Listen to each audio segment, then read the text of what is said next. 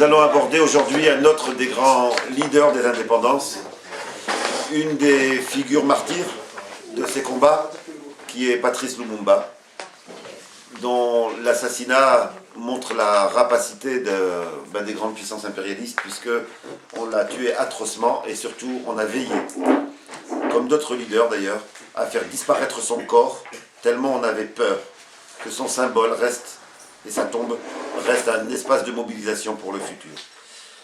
Mais Patrice Lumumba, si on reprend ce que disait de lui Frantz Fanon, que nous avons vu lors du dernier cours, Frantz Fanon disait de lui en 1961 et de sa mort, de son assassinat, en parlant de l'Afrique, il disait « Il faudra que l'Afrique dise, après l'assassinat de Lumumba, si elle avance ou si elle recule. » Autrement dit, l'assassinat de Lumumba est le moment où les optiques pleines d'espoir des indépendances ont commencé à reculer. Le comportement d'un certain nombre d'États indépendants au moment de l'assassinat de Lumumba a été scandaleux. C'est là qu'on a vu les premiers visages du néocolonialisme, y compris certains d'entre eux ont contribué à étrangler Lumumba, à étrangler la lutte de Lumumba. Mais surtout, Lumumba est donneur d'espoir parce qu'il montre comment, en un temps très limité, lorsqu'il y a lutte, lorsqu'il y a mobilisation, dans un temps très limité, comment les consciences peuvent évoluer rapidement. Aujourd'hui, où nous sommes dans une phase dans laquelle on se demande si en Afrique, l'offensive populaire va pouvoir reprendre. Aujourd'hui, quand on regarde l'Afrique et qu'on voit les décompositions, quand on voit les gains des néocolonialistes, quand on voit les guerres impérialistes qui reviennent, on se dit, mais jamais on ne pourra reprendre l'offensive. Eh bien, Lumumba nous montre, en 2 ans, Lumumba passe de l'indigène évolué, qui admire le colonisateur, et en 2 ans, il passe au militant, leader, anti-impérialiste, qui galvanise son peuple et qui le met au combat. Et donc oui, il y a des années qui comptent pour des dizaines d'années, lorsqu'il y a mouvement, débat, mobilisation. En 1956, Lumumba publie un livre, « Le Congo, terre d'avenir, est-il menacé ?» Dans ce livre, en 1956 encore, il y fait l'éloge de la colonisation belge. 2 ans plus tard, juste 2 ans plus tard, il clôt son discours à la conférence d'Accra en dénonçant, je cite, « le colonialisme, l'impérialisme, le tribalisme et le séparatisme religieux. » Quand vous voyez qu'aujourd'hui, on nous fait des guerres en s'appuyant sur, sur des soi-disant conflits de religion, quand vous voyez qu'ailleurs on déstabilise des États sous prétexte qu'il y aurait des tribus qui s'affrontent, quand on voit aujourd'hui comment l'impérialisme est capable de refaire des guerres ouvertes, on peut être découragé, on peut se dire aussi, quand le peuple se remet en mouvement, l'histoire s'accélère et ça peut aller beaucoup plus vite. Et on voit bien comment là, 2 ans comptent pour des dizaines d'années dans l'histoire de la mobilisation. Cette mutation rapide de Lumumba reflète les nouvelles questions politiques qui sont posées au peuple africain lorsque disparaît la colonisation directe et que se met en place une colonisation plus vicieuse, plus pernicieuse, une colonisation indirecte qui est le néocolonialisme. Mais pour bien saisir cette évolution de Lumumba, il faut prendre en compte la spécificité de la colonisation belge.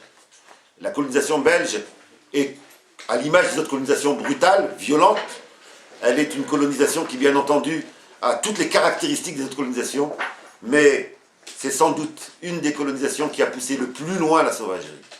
Et quand on regarde comment, alors qu'ailleurs, en Afrique, on parlait d'indépendance, comment le colonisateur belge traitait encore les Congolais jusqu'au début jusqu'au début de la décennie 60, on voit bien en quoi il y a une spécificité dans l'horreur belge au Congo. Le 30 juin 60 ont lieu la proclamation de l'indépendance du Congo. On reviendra sur le processus qui y a mené. On est le jour de l'indépendance. Aucun autre État colonial n'a osé faire ça. On est le jour de l'indépendance. Léopold II se présente pour les commémorations de l'indépendance et il déclare, vous voyez l'arrogance du colonisateur, Léopold II, pardon, c'est pas Léopold II, c'est Baudouin, mais il parle de son père, Léopold II ne s'est pas présenté à vous en conquérant, mais en civilisateur. Et il dit ça le jour de l'indépendance. Et il rajoute que toute l'œuvre civilisatrice mérite remerciement du peuple congolais, au peuple belge et au gouvernement belge. Et ça se dit le jour de l'indépendance. Lumumba n'avait pas prévu de faire de discours ce jour-là. Lumumba devait juste guider les cérémonies. Et il a signé son arrêt de mort ce jour-là, le jour de la signature de l'indépendance. En entendant cette insulte à son peuple, il prend le micro et décide d'intervenir. Et voilà ce qu'il dit. Et sans doute que son arrêt de mort a été signé ce jour-là. Il dit, en réponse au discours sur la mission civilisatrice, ce que fut notre sort en 80 ans de régime colonialiste.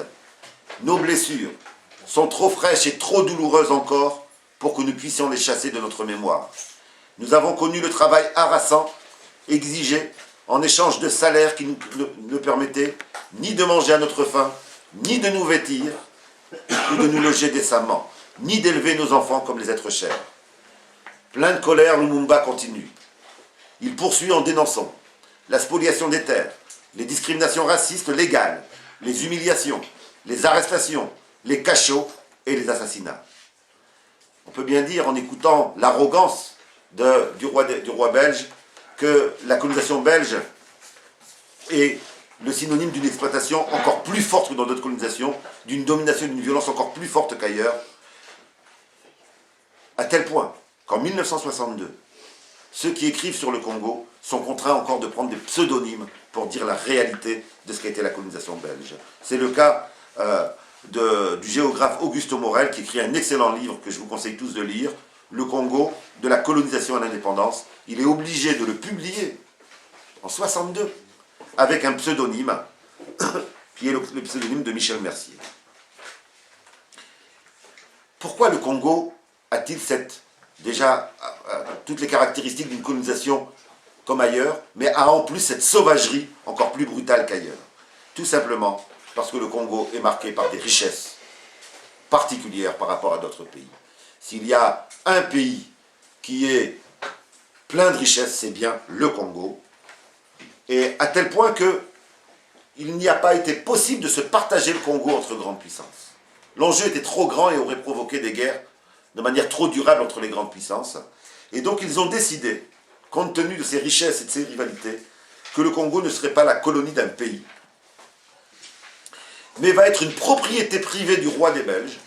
C'est le seul cas, propriété privée du roi des Belges, mais tout de suite en ajoutant avec liberté d'accès pour toutes les puissances coloniales.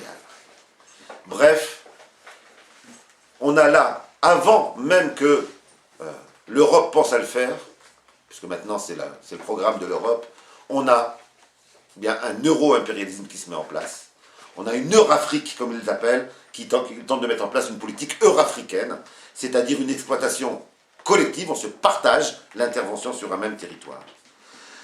Les rivalités impérialistes entre la France, l'Angleterre et l'Allemagne les empêchent de se partager le Congo, alors on s'entend pour le concéder à une société anonyme, propriété du roi des Belges. Dès sa naissance, l'État indépendant du Congo, puisqu'ils l'ont appelé comme ça, ils ont osé l'appeler indépendant, puisque ça n'appartenait pas à un pays, l'État indépendant du Congo est une propriété privée du roi, et il est géré sous une forme commerciale. On trouve nulle part ailleurs ces deux caractéristiques. Pour que cela soit possible, bien entendu, il fallait une violence particulière. Parce que quand c'est une propriété privée, déjà quand c'est une colonie classique, c'est comme ça, mais quand c'est une propriété privée, il faut une rentabilité immédiate à court terme. Et on va avoir, effectivement, un massacre à cette époque-là. L'ethnologue belge Daniel van Groeneweg, dans son livre « Du sang sur les lianes », illustre cette violence. Et le titre même du sang sur les lianes indique bien que c'est par des massacres du peuple congolais que le roi des Belges a inauguré sa propriété privée. Le journaliste états-unien Adam Hochschild, et là aussi c'est un livre à lire, intitule son livre « Un holocauste oublié ». Quand on nous dit qu'il y a juste un holocauste et un seul, il emploie lui le terme d'holocauste, sans doute qu'il sera traité d'antisémite par certains, et il dit l'holocauste oublié parce qu'effectivement, on oublie qu'au Congo, ça a été par centaines de milliers que les assassinats ont eu lieu. Quant à l'historien français Yves Ternon, il nous souligne, il nous rappelle que la population du Congo diminue de moitié entre 1880 et 1926. Imaginez simplement la population française d'aujourd'hui en 50 ans. Imaginez qu'on passe de 60 millions à 30 millions, de 2014 à 2074, Imaginez le traumatisme que ça peut faire, et quand on a des discours aujourd'hui sur mais pourquoi ils ne se relèvent pas, mais ils sont indépendants depuis 50 ans, c'est oublier l'ampleur de cet holocauste, l'ampleur de ces dimensions-là. Parce qu'aujourd'hui, on voit des émissions sur le Congo, les gens disent on ne comprend plus rien, etc. On oublie bien entendu de parler des ingérences actuelles, mais on oublie aussi de parler de ce qu'a payé le peuple congolais à la colonisation. Ce sont des violences de masse qui sont exercées, et qui vont d'ailleurs, ces violences ont été telles que même les autres puissances impérialistes, enfin les puissances impérialistes, même l'ONU, enfin à l'époque l'ONU va intervenir, enfin la Société de Nations, la SDN, va intervenir pour dire oh là là, attention, on va trop loin. Et il va y avoir à ce moment-là une exigence d'un traitement plus humain des indigènes. Donc, ça c'est le vocabulaire de la Société des Nations. Traitement plus humain des indigènes. Et c'est d'ailleurs ce qui va amener, à quoi ça va déboucher, non pas à un traitement plus humain, hein. Ça va aboutir simplement que la colonie cesse d'être la propriété du roi des Belges, 1909, pour devenir, 1908, pour devenir la propriété de l'État belge. Et donc elle devient une colonie classique, après 70 ans de propriété privée à une personne. On comprend quand on prend en compte cela la colère de Lumumba. Avec cela, voilà le roi des Belges qui dit « Je suis venu en civilisateur le jour de l'indépendance ». Qui ose venir insulter un peuple entier en leur disant « Nous sommes venus vous civiliser ». C'est ça la colère de Lumumba, il ne pouvait pas se taire. Lumumba, cette colère, pour la comprendre, il faut retracer son histoire. Et retracer tous les chemins et les étapes dans lesquelles sa conscience a évolué. Il est né en 1925 dans une famille de paysans pauvres, donc c'est un enfant de paysans pauvres, du Kasaï. Et il a été témoin dans son enfance. En 1925, il y avait encore ces violences-là. Il a été témoin de ces pratiques de violence massive. Lumumba est scolarisé dans une mission catholique, puis dans des missions protestantes. Et la mission est un outil de l'État belge. L'État belge lui demande aux missions de conquérir l'esprit des indigènes. Et les missions, pourquoi, malgré cela, les Congolais ont été? Pourquoi on a quand même un certain nombre de Congolais qui ont été apprendre dans l'école du colonisateur, malgré qu'on voyait très bien que c'était l'outil du colonisateur? Pour une raison toute simple, c'est que celui qui n'était pas dans les missions, eh bien, il était réquisitionné pour un certain nombre de travaux d'esclavage. Ils étaient réquisitionnés, tous les garçons au-dessus de 12 ans, non scolarisés, étaient considérés comme oisifs. Et à ce titre, recrutés de force pour les plantations et pour les mines. Aller dans la plantation et dans les mines était un travail tellement dur que les Congolais n'hésitaient pas à se râper les pieds pour avoir les pieds plats et qu'on ne puisse pas les prendre, ou se couper des doigts, se couper des mains pour ne pas y aller. C'est dire, hein, on se limait les talons, on s'amputait du pouce, on s'amputait de doigts pour juste ne pas être l'esclave dans ces plantations ou dans ces mines. Les missions religieuses avaient, comme je le disais, comme fonction de conquérir l'esprit des indigènes. Elles ont donc le monopole de l'éducation.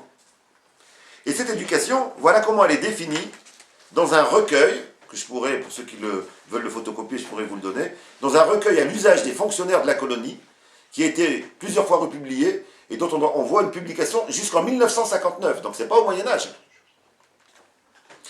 Touchés par leur enseignement religieux et profane, la personnalité intime des indigènes. Voilà ce que doit faire l'école coloniale. Transformer sa mentalité, le rallier dans son fort intérieur à l'ordre social nouveau. Donc on a bien une opération qui consiste à transformer de l'intérieur, à tenter de faire intérioriser une infériorité. Et l'action de ces missions, elle semble porter ses fruits sur le jeune Lumumba. Elle semble porter ses fruits puisque pendant longtemps, il va défendre le point de vue de ceux qu'on appelle les évolués. On le considère comme un évolué, qui vont donc considérer que la fidélité à l'Église et au roi est indiscutable, ne peut pas être mis en cause. On est loin du révolutionnaire qu'il sera 2 ans plus tard. On est loin du révolutionnaire qu'il sera dans quelques années plus tard. Cette élite indigène, elle revendique, avec le soutien de l'Église, juste de ne pas être traitée comme les autres indigènes. Elle revendique un statut officiel, d'ailleurs qui lui sera accordé peu de temps après. Lumumba se rapproche rapidement de cette élite évoluée. Il quitte sa campagne en 1943. Il est embauché à la poste, il est postier. Il est embauché à la poste centrale de, à l'époque Stanleyville, qui s'en gagne aujourd'hui. Et il obtient son certificat d'études, de fin d'études, en 1948. Et avec ce certificat d'études, il peut postuler au nouveau statut officiel des indigènes évolués. Ce n'est pas des mots de Saïd Bouamama, hein. C'était le terme, les évolués, on les appelait comme ça, par rapport aux arriérés qui étaient les autres indigènes. Le 12 juillet 1948, le gouvernement belge met en place, alors tous ceux qui aiment bien utiliser les termes civiques, citoyenneté, etc., ben regardez leur connotation historique. Le 12 juillet 1948, le gouvernement belge met en place une carte du mérite civique. Vous avez tout là-dedans. Mérite, donc les évolués méritent par rapport aux autres qui ne méritent pas, et ils sont civiques par rapport aux autres qui sont des indigènes et pas des citoyens. Une carte du mérite civique qui est instituée par ordonnance. Voilà les règles pour l'avoir. Hein, pour ceux qui veulent se projeter à l'époque coloniale, essayez d'imaginer si vous l'auriez eu ou non. Elle est attribuable sur demande aux indigènes sachant lire, et écoutez bien, et ayant acquis des pratiques civilisées. Et c'est une commission qui est en charge d'évaluer si vous avez acquis ces pratiques civilisées. Quand on regarde le fonctionnement des commissions d'attribution de la nationalité française et un certain nombre de questions que l'on pose, quelle langue vous parlez à la maison? On peut se demander si ce n'est pas la même logique qui est en œuvre. Si parler arabe ou wolof à la maison, c'est avoir une pratique civilisée ou une pratique de sauvage, et parler français à la maison, avoir une pratique de civilisée. C'est la même logique qui est en œuvre encore aujourd'hui, simplement on est passé de la colonisation à l'immigration, mais on a appliqué les mêmes logiques de fonctionnement à ce niveau-là. Et j'en passe des meilleurs, quand on demande aux candidats à la naturalisation, est-ce que vous êtes prêts à changer de nom pour le franciser? Qu'est-ce que c'est d'autre que de mesurer si on est dans une pratique civilisée, c'est-à-dire la rupture avec tous les héritages culturels, identitaires. Dites que tout ce qui vient de votre famille et de votre histoire, c'est nul, c'est mauvais, c'est réactionnaire, etc. Et dites que tout ce qui vient de l'Europe, c'est bien, et donc prenez un nom français. Eh bien là, on voit bien que c'est la même logique qui est en œuvre, et donc il n'y a pas eu de rupture dans cette logique à l'heure d'aujourd'hui. Cette carte, elle est désirée par certains évolués, entre guillemets, parce qu'elle accorde de nouveaux droits. Par exemple, celui qui a la carte d'indigène évolué, eh bien, ne peut plus être arrêté préventivement. Alors que pour les autres indigènes, on peut les arrêter, même quand ils n'ont rien fait, c'est préventif. On s'expliquera après. Celui qui a cette carte n'a plus de peine corporelle. Ce qui veut dire que l'indigène, lui, ben on peut le taper. La police, les militaires peuvent le taper comme ils veulent. Il peut circuler dans les quartiers blancs. Ce qui veut dire que l'indigène non évolué ne peut pas circuler dans les quartiers blancs. Bref, on va avoir, ce qui est assez extraordinaire, c'est que cet espoir d'égalité des évolués vont être rapidement déçus. Parce que bien entendu, ils attendaient, en ayant fait tous ces efforts d'abandon de leur culture, de leur identité, de leur histoire, en ayant fait preuve d'allégeance et de soumission, ils pensaient acquérir l'égalité. Alors effectivement, ils ne sont plus comme les autres indigènes, mais ils ne sont pas traités à égalité avec les Blancs. Et donc on a créé, ça n'est pas l'égalité qui est apparue, ce qui va apparaître, c'est un nouvel étage inégalitaire. Auparavant, on avait les Blancs et les indigènes, et maintenant on a les Blancs, les évolués et les indigènes. Et la logique va continuer à fonctionner comme ça. On va estimer que ce n'était pas assez, donc on va en rajouter. Le 17 mai 1952, on rajoute un nouveau statut. Le statut d'immatriculé. On a maintenant des cartes d'immatriculation à la sécurité sociale, c'est bien. Et cet immatriculé, c'est en plus, hein, ça rajoute un étage, puisque, voilà ce que c'est, il est attribué, il ne concerne que les Congolais ayant atteint, entendez bien, un stade de civilisation égal à celui de leur tuteur. On est en 1952, on n'est pas au Moyen-Âge, hein, on n'est pas au début de la colonisation. On est 8 ans avant l'indépendance. Hein, on en est encore à dire cela à ce moment-là. L'immatriculé relève du droit civil européen, alors que l'indigène et l'évolué aussi vont continuer à dépendre du droit spécial, hein, du code de l'indigénat. Ces deux statuts, en plus, sont accordés au compte-gouttes. C'est-à-dire que c'est même pas... Parce que on aurait pu dire c'est une manière de concilier, de trouver des couches moyennes, etc. Non, non, c'est attribué au compte-gouttes. Alors juste en termes d'indication, en 58, on compte sur tout le Congo. Je rappelle que le Congo, c'est un pays continent en termes d'espace. Hein. Sur tout le Congo, on compte 1557 détenteurs de la carte du mérite civique et 217 chefs de famille immatriculés. 217. Et donc on a vraiment l'idée d'une élite coloniale qui est mise en avant. Bref, les espoirs égalitaires de l'élite qui sont fidèles au régime colonial vont être déçus. Le statut d'évolué n'est pas une transition vers l'égalité, mais l'institutionnalisation d'une nouvelle catégorie intermédiaire. Un peu d'ailleurs, quand on rappelle à certains qui pensent être arrivés, qui s'appellent Mohamed ou Mamadou, Fatima ou Aminata, qui pensent être arrivés parce qu'ils ont un poste de ministre, ou un poste d'adjoint au maire, ou un poste d'élu aujourd'hui, ou un poste de directeur d'un service, qui pensent ne plus rien avoir à faire avec l'immigration, jusqu'au jour où on leur rappelle « Oh, tu restes à ta place ». Et donc on a bien cette même logique qui continue à fonctionner. On a donc un rappel à l'ordre qui est brutal, à tel point que, pour bien saisir comment le colonisateur voyait cette élite, je voudrais vous citer, là aussi, un livre par un administrateur colonial, Jean-Marie Dormont, qui s'appelle « L'élite noire », qui a été publié pour la première fois en 1948 et qui va être publié quasiment jusqu'à la veille de l'indépendance, republié jusqu'à la veille de l'indépendance. Voilà ce qu'il s'adresse cette fois-ci directement à l'élite, voilà pour dire cela.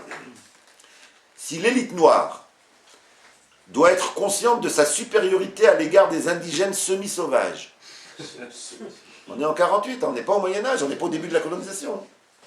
Elle doit tout aussi clairement connaître ses devoirs envers le pouvoir absolu.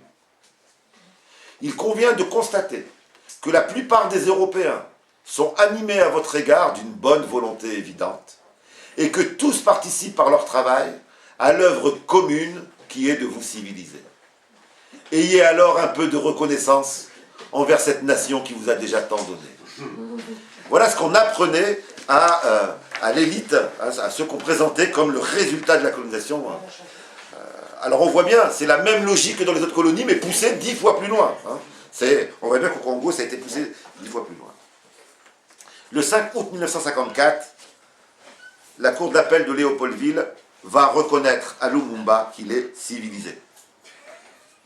Et donc Lumumba entre dans l'élite et elle lui accorde l'immatriculation. Il fait partie de cette petite minorité. Mais il n'a cette reconnaissance qu'en ayant fait appel. C'est-à-dire qu'on lui a refusé une première fois. Et vous savez avec quel motif? L'immaturité du postulant. Donc voilà comment on évaluait.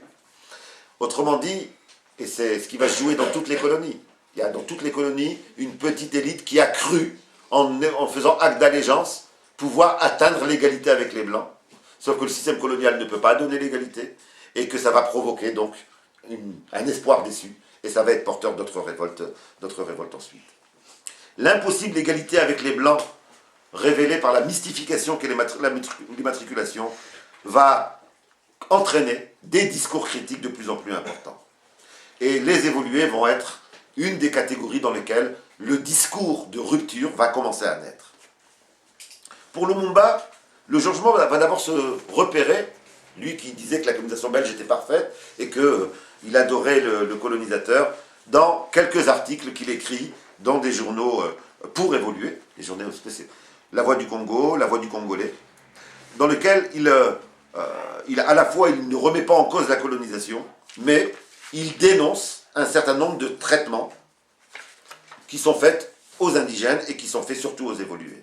Et il dénonce surtout le fait qu'en tant qu'évolués, ils ne soient pas traités comme les autres Belges. Voilà ce qu'il dit dans un de ses articles, qui date de 1956. Le désir essentiel de l'élite congolaise est d'être des Belges et d'avoir droit à la même aisance et aux mêmes droits. Et c'est le drame du système colonial, c'est pour ça que le colonialisme ne peut jamais l'emporter, c'est que même les élites qu'il produit pour le servir, il ne les traite pas, il ne peut même pas les traiter à égalité. C'est le propre du fonctionnement du système colonial. Dans le livre qu'il écrit à cette période-là, il accompagne ce livre d'un courrier pour son éditeur, Et voilà ce qu'il dit à cette époque-là, donc en 1957, pour demander la publication du livre, qui va lui être refusé. Il dit tout simplement, faites attention, il y a un mécontentement des populations congolaises, mais il se présente encore comme le relais avec ces populations. Il y a un danger de perte de confiance. Et attention, il y a une propagande anti-belge qui s'effectue sournoisement dans le but de séparer les Congolais et les Belges. On est loin du révolutionnaire qu'on connaîtra plus tard. Et qui, cette propagande anti-belge, remet en cause la souveraineté belge en Afrique. Et il nous dit, il est essentiel, si on veut éviter que ces perturbateurs qui remettent en cause la condition belge l'emportent, il est essentiel d'harmoniser les rapports sociaux entre Belges et Congolais. Bref, on a cette élite et Lumumba à cette époque-là, hein, donc là, même pas un an avant qu'il devienne un symbole des luttes africaines, eh bien Lumumba est encore en train de proposer, encore en train de dire, on ne vous demande pas l'indépendance, on vous demande juste de nous laisser une place. Et pourtant, le livre va être interdit, alors qu'il est de cette connotation-là. Il va déjà trop loin. En demandant simplement l'égalité dans le cadre colonial, c'est trop. C'est dire que l'indépendance n'était même pas posée. Voilà comment on lui répond.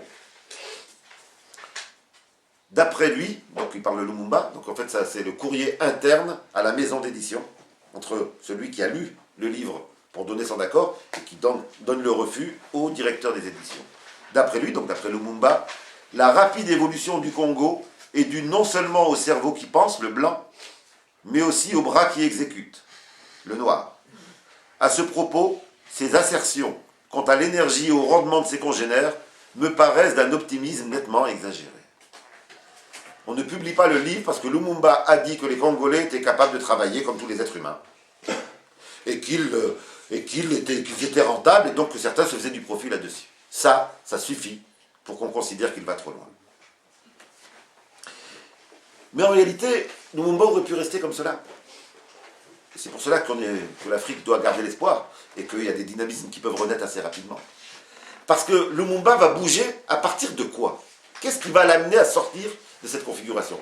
D'une part, le fait de voir que le colonisateur ne peut pas répondre aux demandes d'égalité, mais aussi la rencontre avec les autres peuples africains, avec les autres leaders africains, avec les endroits dans lesquels la lutte est plus avancée qu'au Congo. Comme de nombreux autres leaders des indépendances, la pensée politique de Lumumba va évoluer sous l'effet des rencontres avec des personnes ou des événements extérieurs. C'est dire que nous avons à renouer pour l'immigration, comme en Afrique pour les luttes d'émancipation, avec les rencontres organisées, que des gens puissent se rencontrer, etc., faire connaître nos luttes d'un pays à l'autre, etc. En 1952, première rencontre de Lumumba avec un sociologue belge, Pierre Clément, qui mène des études sur l'urbanisme en Afrique et l'urbanisme au Congo. Et au travers de Pierre Clément, la chape de plomb qui était faite sur le Congo, le colonisateur belge faisait en sorte que les livres n'arrivent pas au Congo, que les gens ne sachent pas ce qui se passe en Algérie, qu'ils ne sachent pas ce qui se passe au Cameroun, etc. Il y avait une organisation du silence. D'ailleurs, on appelait le Congo l'empire du silence. On avait organisé le silence pour qu'ils ne puissent pas être au courant de ce qui se passe à l'extérieur. Par l'intermédiaire du sociologue belge, il va découvrir un certain nombre de théories, un certain nombre de livres. Il va accéder à un savoir qu'il n'était pas possible d'avoir directement au Congo. Tout est organisé au Congo, après la Seconde Guerre mondiale, pour que les évolutions ailleurs en Afrique, donc à la fois les luttes de libération nationale, à la fois les premiers mouvements nationalistes, à la fois les premières rencontres, etc., ne soient pas connues des Congolais. Cette empire du silence va commencer à éclater avec ce sociologue belge. Et ensuite, paradoxalement, la seconde étape, ça va être le fait qu'il va être invité, parce qu'il fait partie de l'élite évoluée, il va être invité à venir en Belgique. Parce qu'en Belgique a lieu, le colonisateur fait un voyage d'études pour les évoluer. Voyage d'études dans lequel il s'agit de les rapprocher encore plus du colonisateur. Et ici, au cours de ce voyage d'études, ben, on peut moins contrôler lorsqu'on est ici qu'au pays, eh bien il y a des rencontres. Et Lumumba est obligé de se rencontrer, enfin de prendre conscience que tous les Européens ne pensent pas la même chose, que certains sont un peu critiques vis-à-vis de la colonisation, que certains appellent à une colonisation plus humaine, et donc critiquent la Belgique sur sa colonisation trop inhumaine. Et donc ils voient des fissures au sein du dominant. Cela ne suffira pas pour que Lumumba rompe avec son attitude de soumission, mais ça lui met des questions dans sa tête. Ça l'interroge, ça l'interpelle en tout cas, et cela c'est des graines qui vont mûrir après. Comme d'ailleurs je pense qu'aujourd'hui, ce qui se passe en Amérique latine, lorsque c'est connu en Afrique, ça met des graines qui mûriront après. Voilà ce que dit Lumumba en revenant de Belgique, pour montrer qu'il n'a pas encore fondamentalement changé. Nous souhaiterions, mais on voit déjà en quoi ça va l'amener à se transformer, que par un développement matériel, éducatif et moral continu, on améliore progressivement le niveau de vie des Congolais, notamment en payant aux travailleurs et employés noirs des salaires. Rien que ça. Ben ça, c'était révolutionnaire. Pourtant, ils ne rompaient pas avec la colonisation, mais c'est simplement ça. Demander qu'on paye des travailleurs avec des salaires.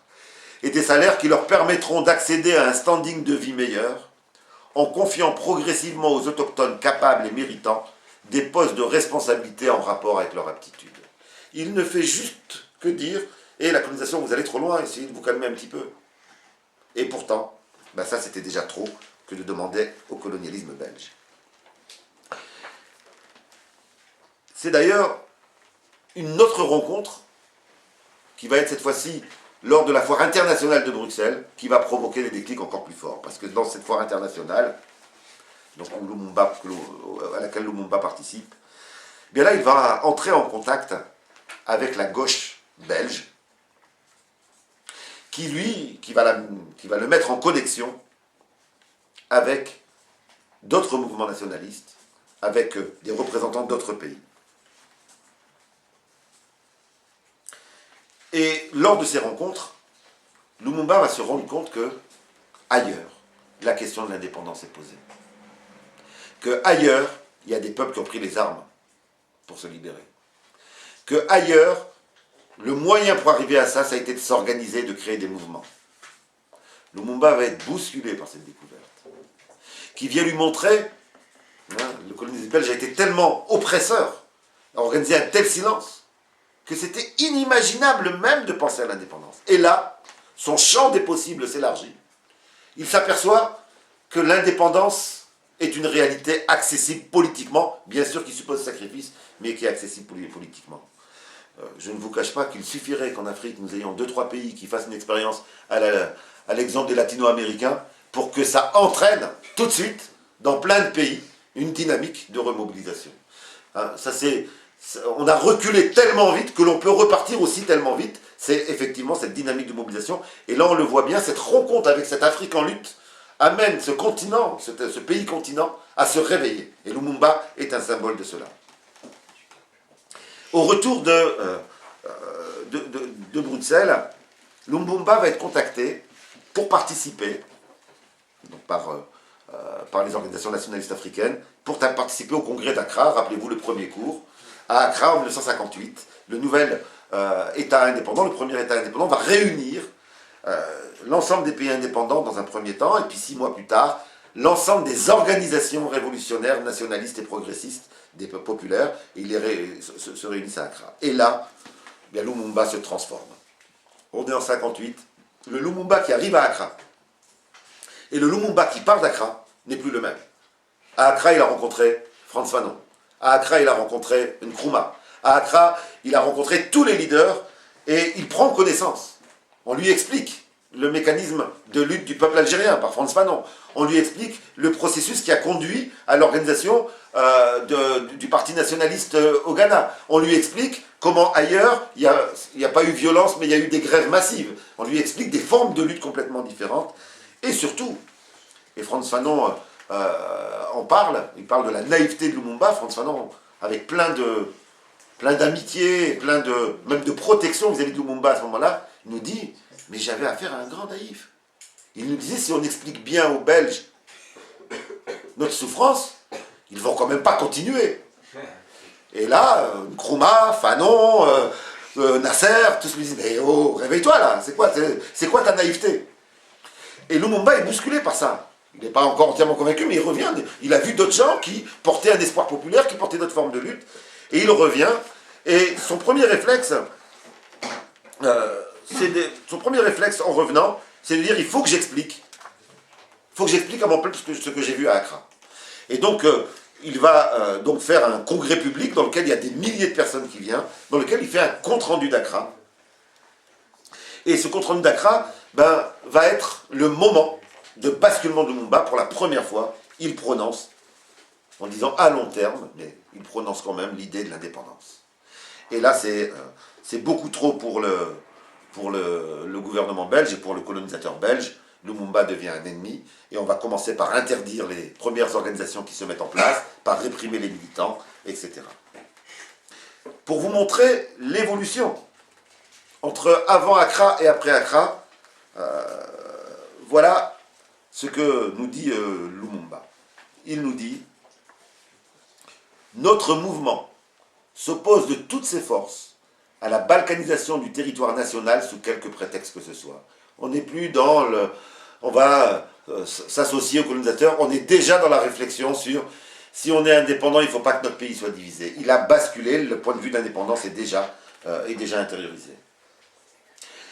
Et il le dit d'autant plus, pourquoi aborde-t-il cette question de la balkanisation? Eh bien parce que dans le même temps où lui accède à la conscience nationale, eh bien d'autres Congolais vont proposer que l'avenir du Congo, ça soit une fédération faite des différentes tribus, des différents morceaux du Congo. Et bien entendu, le colonisateur belge préfère cette balkanisation à un Congo uni, à un Congo qui serait un pays indépendant capable de s'autosuffire. Et c'est là que va être le drame congolais, c'est qu'à partir de ce moment-là, on va utiliser les divisions internes du Congo pour empêcher l'unité des nationalistes. Voilà ce qu'il nous dit sur cet aspect-là, au moment où se crée une tentative de diviser le Congo en morceaux. Sous le camouflage, parce que bien entendu, le mot d'ordre qui est mis en avant, c'est un mot d'ordre de prendre en compte les différentes tribus, prendre en compte les différents peuples, ne pas être dans la centralisation, comme on nous dit aujourd'hui. Hein, demain, on pourrait dire qu'il faut aller en Algérie parce qu'il y a quand même les Berbères et les Arabes, il ne faut pas que les Arabes oppriment les Berbères. Enfin, c'est ce qu'on nous dit dans plein de pays d'Afrique, voilà ce qu'il nous dit. Sous le camouflage du mot fédéralisme, on veut opposer les populations du Congo. Voilà, c'est plus le même Lumumba, hein. Il a c'est complètement transformé. Pour nous, fédéralisme, unitarisme sont toutes des formules politiques qui sont valables. Mais au Congo, ce que nous voyons aujourd'hui, c'est que ceux qui préconisent le fédéralisme, ce n'est pas en réalité le fédéralisme qu'ils préconisent, c'est le séparatisme. Ce qui se passe au Katanga, ce sont quelques colons qui disent « Oh là là, ce pays peut devenir indépendant ». Parce qu'ils voient que le peuple suit Lumumba. Et toutes ces richesses vont servir à cette grande nation, la nation des nègres. Non, c'est pas possible. Il faut le Katanga comme État indépendant. Le Katanga, c'est une partie du Congo. De telle manière que demain, c'est le grand capitalisme, vous voyez les nouveaux mots qu'utilise Lumumba, c'est complètement transformé, c'est le grand capitalisme qui va économiquement dominer les Africains. Le fédéralisme au Congo suppose et signifie le séparatisme ethnique. Lumumba a tout compris des stratégies néocoloniales qui consistent à donner des indépendances en éparpillant les peuples, en cassant les entités économiques qui pouvaient être viables pour les rendre dépendantes du système impérialiste. Et Lumumba a compris cela, et bien entendu, il devient un danger. Pour lui, le problème n'est pas l'autonomie des régions, là, il est d'accord là-dessus. Il n'est pas le respect des cultures, des différentes cultures. Il est juste que l'indépendance doit être dans un état viable qui permet une indépendance économique et que la parcellisation du Congo rend la dépendance inévitable. Entre guillemets, c'est exactement le même processus aujourd'hui par rapport aux interventions en Afrique. Couper le Mali en deux empêche toute indépendance économique du Mali. Couper l'Algérie en trois, comme le voudraient certains, c'est empêcher toute indépendance de l'Algérie possible. Couper la Libye en deux, comme ils l'ont fait, et le Soudan en deux, etc. Vous regardez aujourd'hui, toutes les interventions, on rebalkanise les États africains, on redivise en plusieurs entités. Si demain nous avons 400 États en Afrique, donc des micro-États, pour les dominer, ça sera bien entendu facile. D'ailleurs, ils ne cachent même plus leur stratégie, puisque ceux qui défendent une division de l'Algérie en 3 nous disent un des États, ce serait le Sahara. Donc juste le pétrole. Voilà, il y aurait un État, ce serait le pétrole. Lui, il sera viable, hein, mais il sera viable sous domination occidentale, bien entendu. Son voyage à Accra va donc être un moment de prise de conscience extrêmement important la rencontre avec ses militants va l'amener à accélérer son processus de prise de conscience en mettant en avant de nouveaux mots d'ordre et en particulier le mot d'ordre d'indépendance. D'ailleurs, dans son discours à Accra, voilà comment il termine, donc ça s'est bien passé à ce moment-là. Il nous dit « Le Congo ne peut être considéré comme une colonie, ni d'exploitation, ni de peuplement, et son action à l'indépendance est la condition sine qua non de la paix. » Quelques jours plus tard, il rajoute « L'objectif du mouvement national congolais est d'unir et d'organiser les masses congolaises dans la lutte pour l'amélioration de leur sort, la liquidation du régime colonialiste et l'exploitation de l'homme par l'homme. » Je fais exprès d'entrer dans le détail, de vous citer autant Lumumba pour qu'on le prenne conscience. Que les consciences n'évoluent pas à un rythme régulier, linéaire, et il faudrait 40 ans pour que les consciences évoluent. Là, il a affaire à un continent qui bouge, ça le fait bouger très vite. Entre son livre en 56 et là en 58, ce qu'il nous dit, on a l'impression que c'est plus le même, les mots sont plus les mêmes. Il a appris un discours politique, il a appris des concepts politiques, il parle de l'impérialisme, il parle du colonialisme, il parle de l'exploitation de l'homme par l'homme. C'est-à-dire qu'on a déjà une vision politique bien plus construite. Et c'est dire l'importance des rencontres, c'est dire l'importance de la solidarité internationale, c'est dire l'importance de l'internationalisme, c'est dire l'importance des rencontres entre mouvements, etc.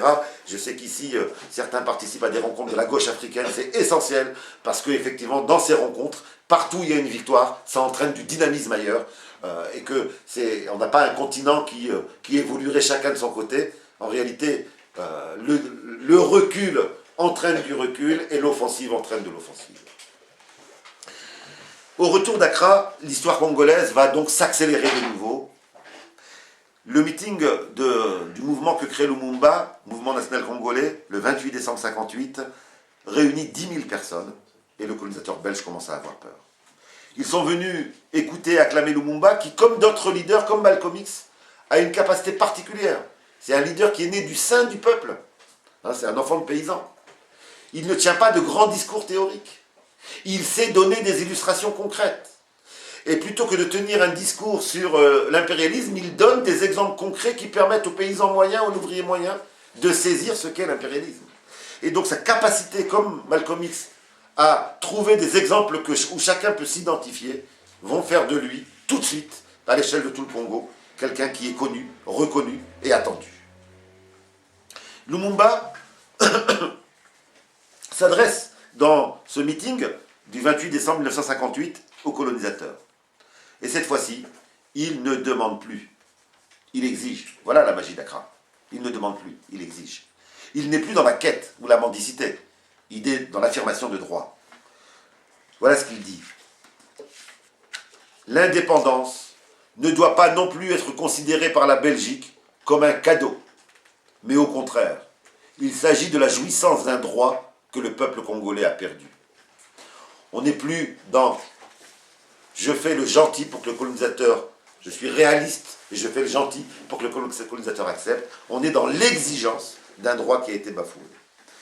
Et dans ce même discours, il tire bien entendu la conclusion politique, l'exigence de l'indépendance immédiate. L'État belge est dépassé par la rapidité d'évolution des consciences. Parce que ce n'est pas que Lumumba qui évolue, lui comme il prend la parole, on voit sa rapidité d'évolution, mais le nombre de gens qui écoutent Lumumba montre que c'est tout le peuple congolais qui maintenant parle d'indépendance. Sa réponse va être immédiatement l'utilisation de la provocation et de la répression, comme exactement toutes les autres colonies. Il suffit de comparer à ce qu'on a vu sur le Cameroun lors du dernier cours, c'est exactement les mêmes processus qui ont eu lieu. Il s'agit de neutraliser les deux forces qui parlent d'indépendance.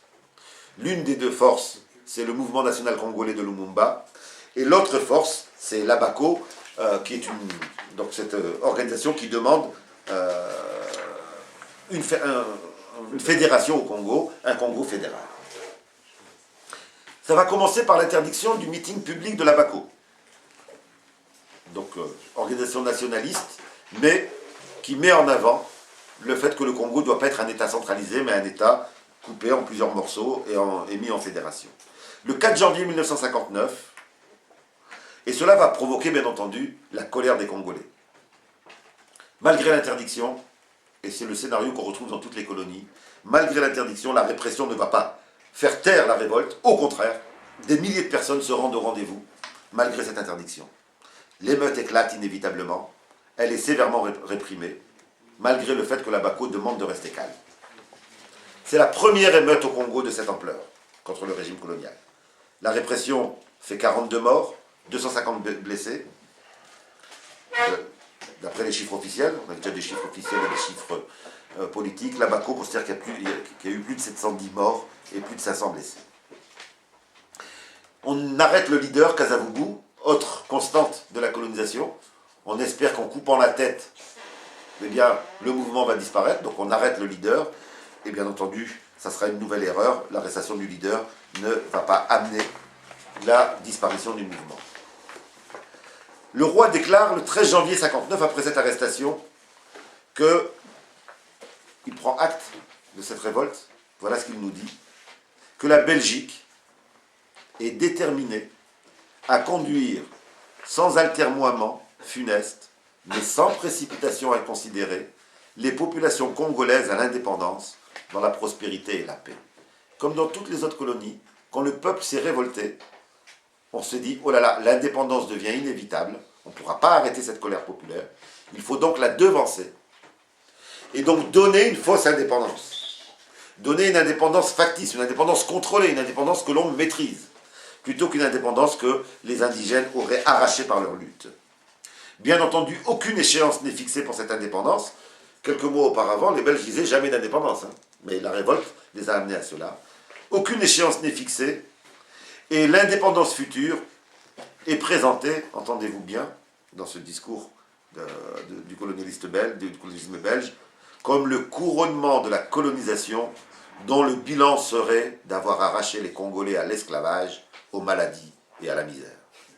Donc on est venu chez vous pour vous arracher à l'esclavage, à la misère et à la maladie. On a fait notre travail, maintenant vous êtes arrachés à la misère, à l'esclavage. On peut partir et on peut vous donner l'indépendance. Bien entendu, c'est une indépendance ficelée, une indépendance contrôlée. C'était ça le projet des Belges. Et c'est ce qu'ils ont fait d'ailleurs en tuant Lumumba après. Ça, c'est pour la première organisation nationaliste. Quelques mois après, en août 1959, c'est cette fois-ci un meeting du mouvement national du Congolais, donc du mouvement nationaliste de Lumumba, qui va être l'objet d'une répression et de l'arrestation des leaders. Lumumba tient le congrès national du mouvement national congolais.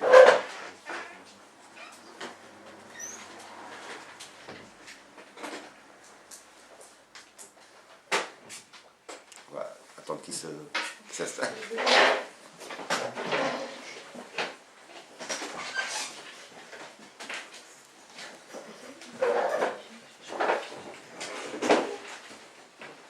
Et là aussi, c'est la répression. 30 morts, des centaines de blessés. Lumumba est arrêté. Il est condamné à 6 mois de servitude pénale. C'est le qualificatif de sa peine, 6 mois de servitude pénale. Il est exilé dans une prison du Katanga. Déjà à ce moment-là, on a peur que sa personne provoque la colère populaire. Et donc on l'éloigne de la capitale et de ses partisans. Et comme par hasard, au même moment où on emprisonne le représentant des espoirs congolais, au même moment où on l'emprisonne, le roi des Belges convoque une table ronde à Bruxelles pour parler de l'indépendance. Mais bien entendu, avec l'idée de mettre autour de la table des gens qu'il pourrait contrôler, manipuler, etc. Exactement comme ils ont fait au Cameroun, on a tué Ruben Niobé et on a donné quelques mois après l'indépendance à un pantin. Là, on emprisonne Lumumba et on convoque en même temps cette table ronde. Et il espère bien entendu pouvoir tenir cette table ronde sans l'encombrant Lumumba le 20 janvier 1960. Et là, ça va être, c'est là qu'on voit que les rapports de force peuvent s'inverser rapidement. Parce qu'en réalité, Lumumba a pris une telle place que n'importe quel leader politique congolais, même s'il n'aime pas Lumumba, a intérêt à montrer sa solidarité avec Lumumba compte tenu de cette place qu'il a pris dans les cœurs populaires, qu'il a pris dans les masses populaires. Et aucun chef politique congolais n'ose participer à la table ronde sans la présence de Lumumba. Ils ont peur d'être discrédités au niveau du peuple congolais. Et donc les Congolais, dès la première séance, font échouer la stratégie belge. Ils refusent de siéger sans la présence de Lumumba.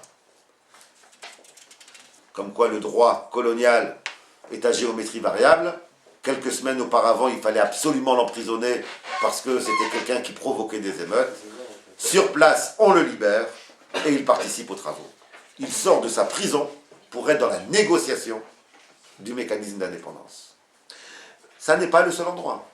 Que des gens qui étaient, c'est pas dans d'autres pays d'Afrique, on a eu ça. Des gens qui étaient traités quelques semaines avant comme terroristes et quelques semaines après sont mis à une table de négociation. Nkrumah était emprisonné. Quelques semaines après, on le sortait de sa prison pour le mettre à une table de négociation dans l'espoir de... parce qu'on ne pouvait pas faire autrement compte tenu des popularités qu'ils avaient atteintes. Ceci dit, l'État belge n'a pas renoncé. Il est contraint de faire cela, mais il n'a pas renoncé. Et d'ailleurs, il avance dans ces négociations des propositions pour la future indépendance du Congo. Et en particulier, il s'oppose à Lumumba sur le fait que Lumumba pose des conditions pour cette indépendance. Et en particulier, voilà ce que propose Lumumba dans les négociations. On ne parle plus d'indépendance par indépendance, ça c'est acquis. On parle de quel type d'indépendance. Lumumba dit les choses suivantes. Le futur État congolais fonctionnera sur la base du réinvestissement sur place de tous les bénéfices réalisés par les sociétés nationales, les entreprises qu'il y a au Congo, par l'accélération d'un programme d'industrialisation et par le développement de coopératives dans les milieux ruraux. Ça, c'était trop pour le colonialisme belge, qui espérait leur donner un drapeau, un hymne national, et qu'ils soient contents. Et voilà que ces Congolais veulent plus. Ils disent non, non, non, on ne veut pas que les sociétés belges réexportent leurs profits. S'ils font du profit ici, on n'est même pas encore dans la nationalisation, hein. On est juste qu'ils le réinvestissent ici. On ne veut pas que les groupes propriétaires terriens gardent leurs terres. On veut des coopératives pour les paysans. Et donc, l'espoir d'une indépendance néocoloniale, Lumumba montrait, avec des mots qui sont encore pas des mots révolutionnaires, qui sont encore modérés, montrait que c'était, ça ne se passerait pas ainsi. Quant au futur État, voilà ce que nous dit Lumumba sur le futur État indépendant. Et les fonds, parce que il y avait la théorie à l'époque, mais s'ils ont leur indépendance, ils ne vont pas réussir à s'en sortir, ils ne savent pas gérer. Voilà ce qu'il nous dit. Et les fonds, eh bien nous les aurons. Parce que pour le moment, toutes nos richesses et toutes ces matières premières, tout ce qui constitue le revenu national, nous n'en bénéficions presque pas, ou dans une part insignifiante. Mais si nous avons notre pays demain, le revenu national sera consacré exclusivement à améliorer les conditions de vie des travailleurs. Comment voulez-vous que nous puissions améliorer les conditions de vie des travailleurs tant que nous n'avons pas la puissance, tant que nous avons la puissance coloniale qui rafle tous les bénéfices? Et on voit bien en quoi Lumumba était dangereux pour le colonisateur belge, c'est que tout en n'ayant pas un programme complètement défini, tout en n'ayant pas une culture politique dans laquelle tout était dessiné, il était dans une optique de réappropriation des richesses nationales, dans une optique d'industrialisation nationale, et dans l'optique surtout que ce soit les travailleurs qui bénéficient de l'indépendance. Et bien ça, c'était inacceptable pour le colonisateur qui s'apprêtait à décoloniser, qui s'apprêtait à se retirer en ayant mis un pantin. Pour l'État belge, dès ce moment-là, Lumumba doit être écarté. Et c'est là que va commencer le drame, c'est là que vont commencer les manœuvres du colonialisme belge. Je le souligne parce que ça aussi, ça revient aujourd'hui en Afrique, en suscitant une multitude de partis. Voilà le colonisateur qui aide à créer des partis. En Algérie, on en a 50 aujourd'hui, hein, pour vous dire, plus d'une cinquantaine. Et on appelle ça le multipartisme, c'est-à-dire qu'on crée des partis bidons, hein, et bien entendu, ça permet d'éparpiller les forces et d'éviter que les aspirations populaires puissent être représentées par une force capable de créer un rapport de force. Donc on va susciter la création de multiples partis. Et bien entendu, en ce qui concerne le colonialisme belge, on va créer des partis sur une base régionale, puisque comme l'indépendance est devenue inévitable, il s'agit de commencer la balkanisation du Congo. Donc on va créer sur une base régionale, sur une base ethnique, avec comme objectif de contester la représentativité des deux principaux mouvements et des deux principaux leaders, Lumumba et Kasavubu.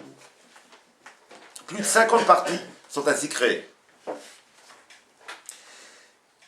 Lumumba, bien entendu, analyse cela et repère cela, et voilà comment il analyse la situation sur cette nouvelle stratégie de l'État belge. Les troubles de Léopoldville, le 4 janvier 1959, servirent de déclic et forcèrent le gouvernement belge à réagir rapidement et à modifier une tactique en vigueur depuis toujours. De paternaliste et tatillonne, elle devint laxiste et permissive. Auparavant, on n'avait pas le droit de créer un seul parti, c'était réprimé, et maintenant, ça devient permissif, il faut en créer des dizaines et des dizaines. N'étant pas suffisamment puissante, donc la puissance belge, pour s'imposer par la force, la Belgique décida d'employer la duperie.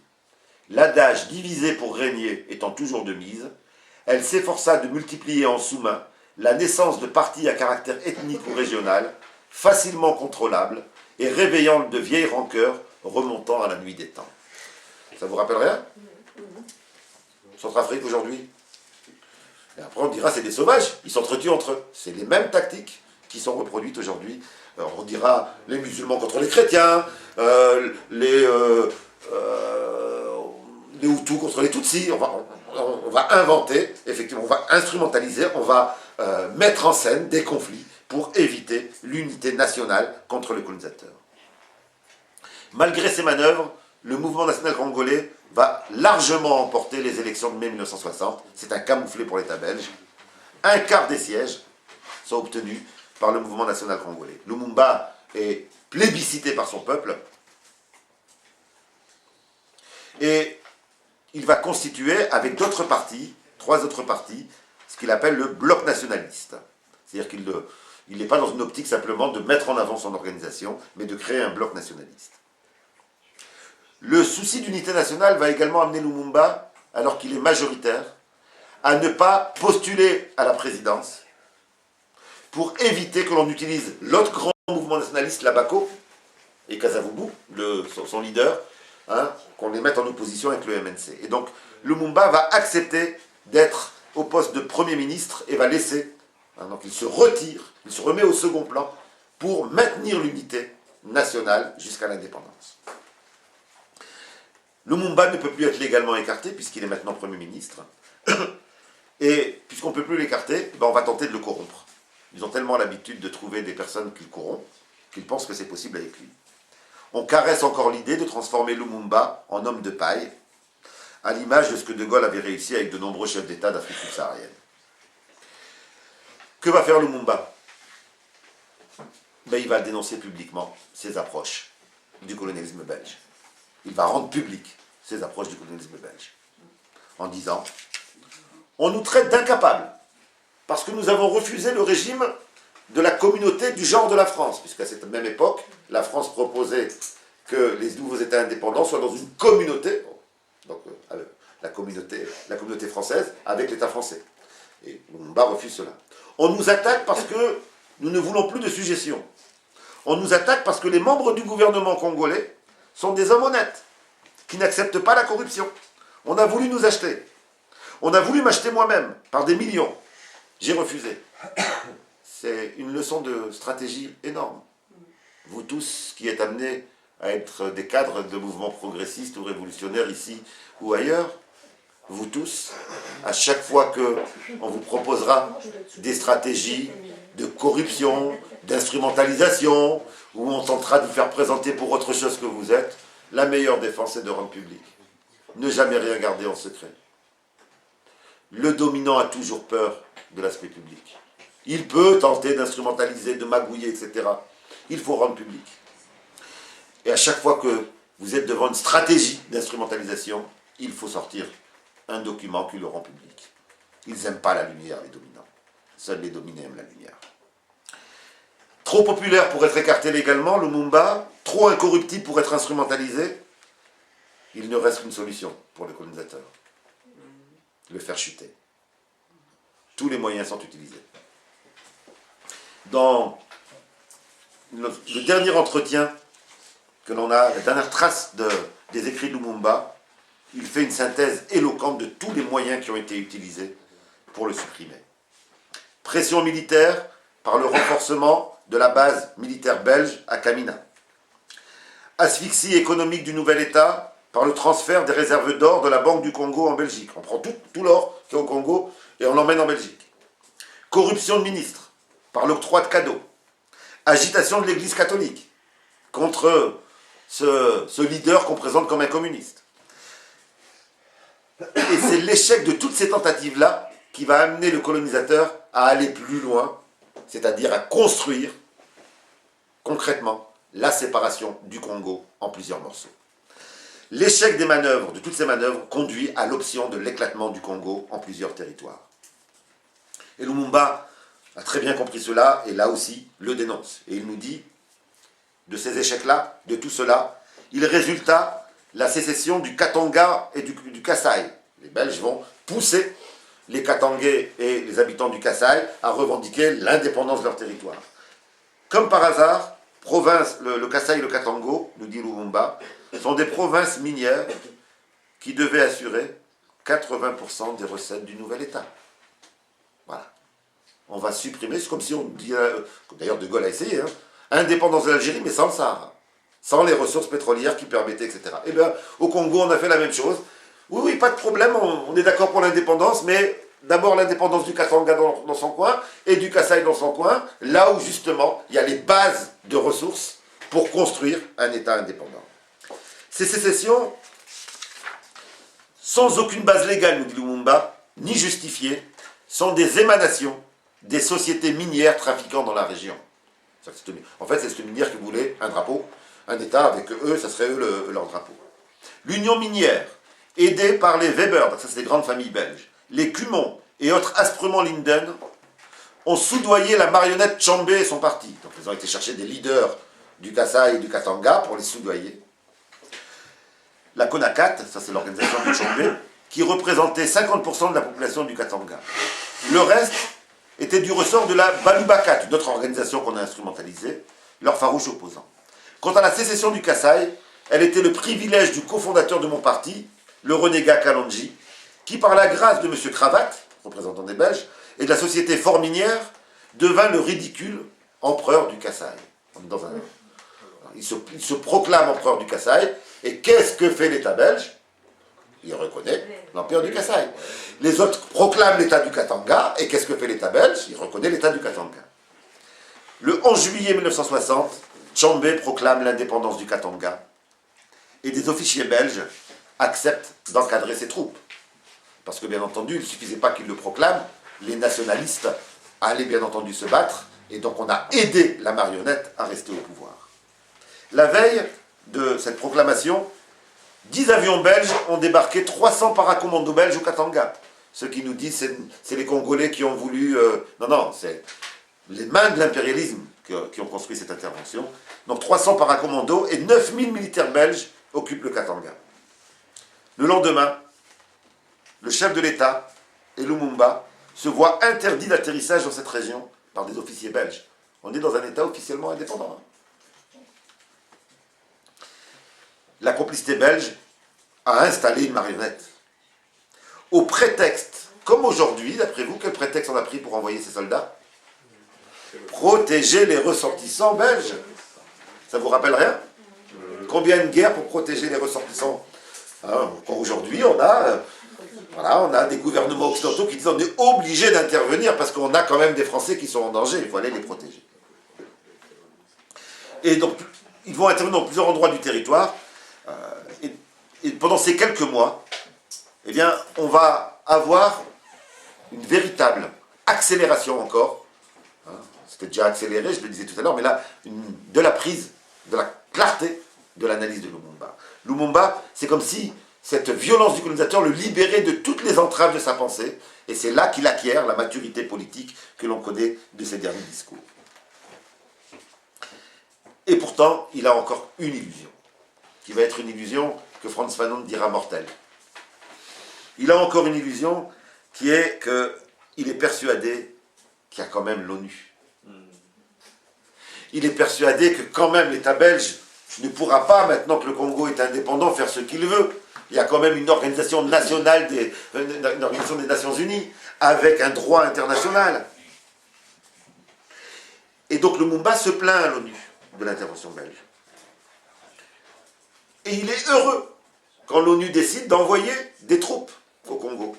Il est persuadé que ces troupes vont venir au Congo pour rétablir la démocratie, c'est-à-dire le fait que le peuple a choisi Lumumba. Et il met en avant dans ses discours, pendant cette période, les résolutions de l'ONU. En particulier 2 résolutions, du 14 et du 22 juillet. Excusez-moi d'entrer dans les détails, mais c'est important aujourd'hui pour ceux qui ont encore des illusions sur l'ONU. On entend encore dans le monde militant des gens qui nous disent « mais quand même, l'ONU », etc. 2 résolutions dans lesquelles la Belgique se voit ordonnée, donc c'est très clair ces résolutions, d'évacuer ses troupes, donc d'évacuer les troupes belges, et que les missions des contingents de l'ONU, c'est le rétablissement de l'intégrité territoriale du Congo. Donc on n'est pas plus clair, quoi. Donc méfiez-vous quand l'ONU fait des bonnes résolutions, hein. Ça ne suffit pas, hein. Là c'était très clair. Hein. La résolution ne va pas tarder. Donc ça on est le 22 juillet la dernière. 15 jours après, le 8 août, le Conseil de sécurité prend une 3e résolution, qui est un reniement des 2 précédentes. Mais les troupes sont déjà là, bien sûr. Le conflit du Katanga est considéré comme un conflit intérieur. D'un côté, on avait l'ONU qui disait, mais c'est quoi cette proclamation d'un État katangais, cette sécession, alors qu'il n'y a qu'un Congo? Et là, maintenant, c'est un conflit intérieur. Et donc, les troupes de l'ONU ne peuvent pas participer au rétablissement de l'intégrité territoriale. On a une résolution qui est exactement l'inverse de celle prise 15 jours auparavant. D'après vous, comment les sécessionnistes vont comprendre cette nouvelle résolution de l'ONU? Comme un encouragement à la sécession. Comme un encouragement à la sécession. Dès le 9 août, en plus du Katanga qui s'est proclamé indépendant, eh bien on va avoir ce que j'ai dit tout à l'heure, ce clown d'empereur, le Kasaï va se proclamer indépendant. Pire que ça. Sur demande de la Belgique. Donc vous voyez, l'ONU, c'est pas nouveau, hein, les ambiguïtés de l'ONU. Hein, et la non-confiance en l'ONU, c'est pas nouveau. C'est parce qu'on ne connaît pas notre histoire que certains peuvent encore avoir des illusions. Sur demande de la Belgique, les troupes onusiennes qui entrent au Katanga ne sont que blanches. Voilà, un organisme international qui, avec des nouveaux États, dit « je ne veux pas de noirs dans les troupes d'intervention de l'ONU ». On voit bien à quoi ça pouvait servir. Lumumba va donc prendre conscience à ce moment-là que toutes les puissances impérialistes qui sont représentées à l'ONU et qui sont dominantes à l'ONU, toutes ces puissances-là sont unies pour éviter l'indépendance du Congo. Ce n'est plus simplement avec la Belgique qu'ils se confrontent. Le Congo est tellement riche que c'est un enjeu pour toutes les puissances impérialistes. De la même façon qu'au tout début de la colonisation du Congo, le Congo était trop riche pour appartenir à une seule puissance colonialiste et qu'on a inventé un statut qui permettait à tous d'y accéder, de la même façon, à ce moment-là, eh bien, le Congo est trop riche pour être simplement l'affaire d'un seul État. Il y a alliance des différents impérialismes pour éviter un Congo indépendant, réellement indépendant au niveau économique. Voilà ce que dit Lumumba. Le fait d'avoir dit, et j'ai de l'émotion en lisant parce que on voit bien la prise de conscience à ce moment-là et la désillusion, mais il est trop tard. Enfin, il est trop tard. En tout cas, les choses sont déjà bien engagées.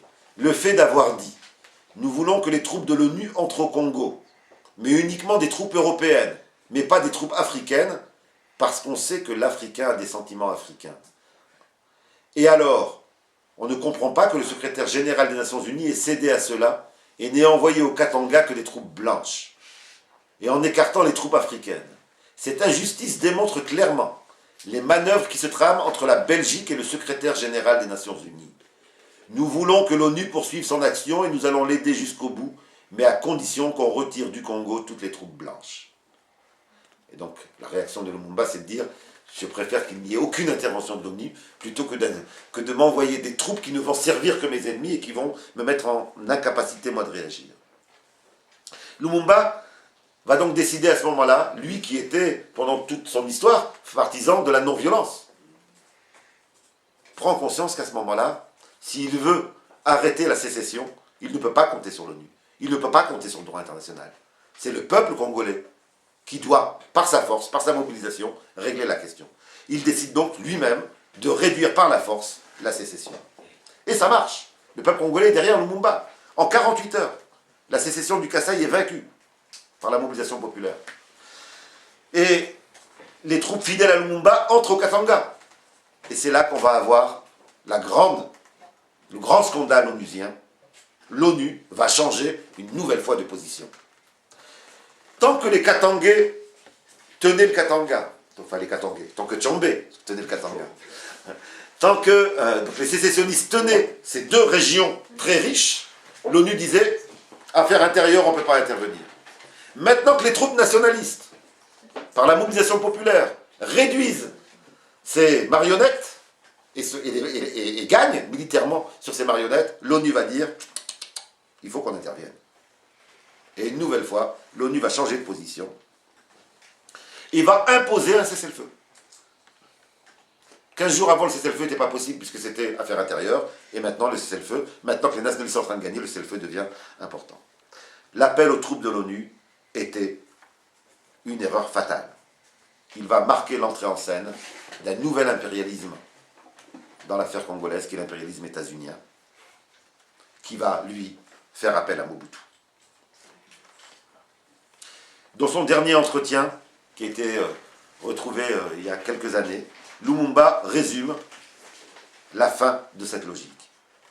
Et voilà ce qu'il nous dit sur les stratégies de Timberlake, qui était l'ambassadeur des États-Unis au Congo. Timberlake, le faiseur de rois, appela le vendu Mobutu, lui enjoignit de conclure un cessez-le-feu avec une armée katangaise n'existant nulle part ailleurs que sur le papier, et de donner l'ordre à nos troupes d'évacuer la province sécessionniste. Des avions américains prêtés pour la circonstance se chargèrent de les ramener après une ultime humiliation, donc de ramener les troupes congolaises fidèles au nationalisme et à l'indépendance. Ces hommes qui n'avaient fait que leur devoir furent obligés de rendre les armes. Mobutu commença par démobiliser les membres de l'armée non dévoués à sa cause, les remplaçant par une garde prétorienne recrutée à l'Équateur, c'est pas l'Équateur d'Amérique latine, hein, il y a une région Équateur au Congo, on fait les exécuteurs de ces basses œuvres. Bref, on a Lumumba qui prend conscience à ce moment-là que lorsqu'on a conquis son indépendance par autre chose que la lutte armée, eh bien, on est en situation de faiblesse, surtout quand on a des illusions sur l'ONU. Il espère à ce moment-là avoir une aide des autres pays africains indépendants qui ne vont pas se mobiliser suffisamment. En tout cas, on va avoir exactement l'inverse, c'est-à-dire qu'on va avoir à ce moment-là un certain nombre d'États africains qui vont faire des déclarations, mais bien se garder de créer une mobilisation concrète pour éviter l'asphyxie du gouvernement Lumumba. La pression des impérialismes va conduire, le 5 septembre 1960, le président Kasavubu à démettre Lumumba de ses fonctions, alors qu'il n'a pas, compte tenu de la constitution congolaise, le droit de le destituer. Donc on l'a destitué sans avoir le droit de le faire. Le lendemain, l'ONU va donc interdire à Lumumba de se déplacer. On a tellement peur que le déplacement de Lumumba entraîne de nouveau une mobilisation populaire qu'on lui interdit de se dépasser. Lumumba va tenter une dernière tentative de mobilisation en demandant aux États africains de lui fournir un avion pour se rendre aux Nations Unies lui-même et sur place démasquer la stratégie de l'ONU. Qu'à cela ne tienne, on ne lui donne pas. Et à l'ONU, qu'est-ce qui va se passer? L'ONU va reconnaître le putschiste Kasavubu, qui a donc pris le pouvoir en démettant illégalement Lumumba. Lumumba est ainsi désavoué par l'ONU. Il est isolé et on l'empêche d'aller à la rencontre de son peuple. À tel point qu'il va devoir fuir pour pouvoir reprendre le combat. Il s'échappe donc le 27 novembre et il dispose d'une popularité immense et sa fuite fait peur de nouveau à tous les impérialistes. Certaines troupes africaines ne supportent plus le rôle que l'ONU leur fait jouer. Parce qu'il y a des les troupes ghanéennes, par exemple, ne supportent plus et donc se préparent à se révolter. Il faut donc l'éliminer. La compagnie belge Sabena va fournir à Mobutu les moyens modernes, avec des mécanismes de reconnaissance, pour pouvoir, donc en particulier un avion hyper moderne, un hélicoptère, pour pouvoir le reconnaître à basse altitude. Lumumba est arrêté. Il est arrêté le 1er décembre. Et vous savez où on le met? Est-ce qu'on l'emmène à Kinshasa, la capitale, pour le juger, puisqu'on l'arrête? Non. On l'emmène au Katanga. On l'emmène là où il y a son ennemi juré, le sécessionniste et putschiste, Tshombe. On l'emmène là-bas et il est assassiné le jour même. Il est assassiné le jour même. On a su, après bien des années, ce qu'était devenu son corps. On l'a découpé en morceaux. On l'a dissous dans de l'acide, de telle sorte qu'effectivement, ça ne puisse plus être un lieu de mobilisation pour les masses qui viendraient se recueillir. Quelle conclusion de tirer de tout cela? Avec Lumumba, s'achève un âge de la lutte anticoloniale. Désormais, après Lumumba, il n'est plus possible de confondre indépendance formelle et indépendance réelle. Il n'est plus possible non plus de dissocier la lutte anticoloniale et la lutte anti-impérialiste. Ça n'est pas simplement le départ des armées du colonisateur. C'est l'indépendance réelle, économique, avec une amélioration des conditions de vie des travailleurs qui est la vraie indépendance. Ça n'est pas un drapeau, ça n'est pas un hymne. L'anticolonialisme doit se muter en anti-impérialisme. La fin tragique de Lumumba est une leçon que Frantz Fanon a résumée de la manière suivante, comme à son habitude de manière admirable. Fanon nous dit, retenez bien cette phrase, on devrait la mettre dans toutes les écoles de militants, dans tous les espaces de mobilisation. L'ennemi ne recule jamais sincèrement. Il ne comprend jamais. Il capitule, mais ne se convertit pas. Appliquez-le aux luttes d'aujourd'hui. Ceux qui pensent qu'un jour, le sionisme va reculer sincèrement, qu'il comprendra, qu'il va se convertir, se trompent. L'ennemi ne recule jamais sincèrement. Il ne comprend jamais. Il capitule, mais ne se convertit pas. L'assassinat de Lumumba fait tomber les illusions sur l'ONU. Bien sûr, l'ONU peut être une tribune pour l'anticolonialisme et l'anti-impérialisme, mais elle reste en dernière instance dépendante des principales puissances impérialistes qui la dirigent. La solidarité et l'unité africaine ne peuvent plus se cantonner à la sphère du discours, aussi enflammé soit-il. Elle exige, et c'est ça la leçon de l'expérience de Lumumba et de son assassinat, elle exige des engagements et des actes. La solidarité continentale ne peut pas être de grands discours, ça passe par une solidarité concrète à chaque fois qu'un peuple africain entre en lutte. Merci.